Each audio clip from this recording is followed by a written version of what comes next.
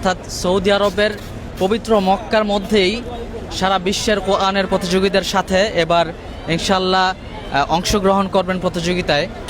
সকলের কাছে দোয়া চাই, সকলের কাছে দোয়ার আশাবাদী।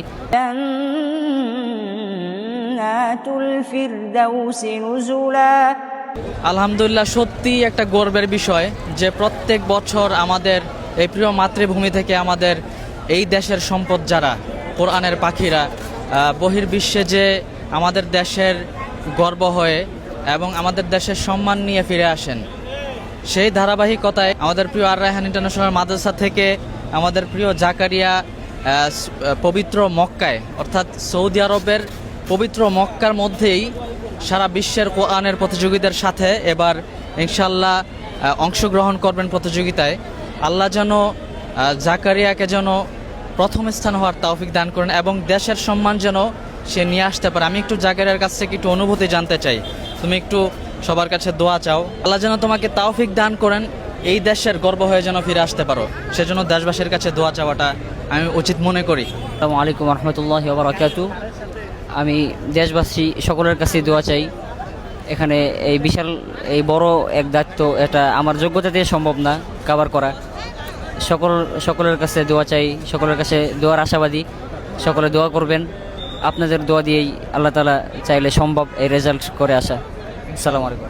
আমরা আমাদের প্রিয় জাকারিয়ার কণ্ঠে অল্প একটু তিলাওয়াত করব, যে তিলাওয়াত দিয়ে সে পবিত্র মক্কায় প্রতিযোগিতায় অংশগ্রহণ করে, যে তেলাওয়াত দিয়ে ইনশাল্লাহ প্রতিযোগীদের সাথে লড়াই করবে, সেই তেলাওয়াতটা আমরা ইনশাল্লাহ কিছু শুনবো। أعوذ بالله من الشيطان الرجيم. بسم الله الرحمن الرحيم.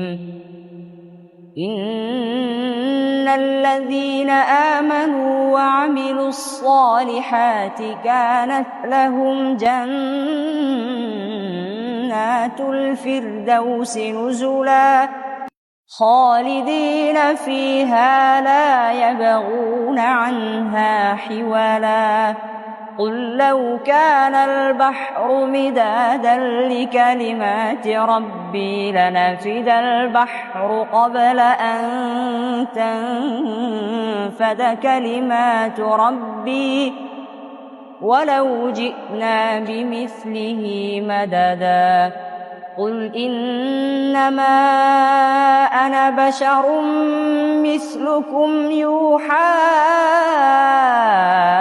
إلي أنما إلهكم إله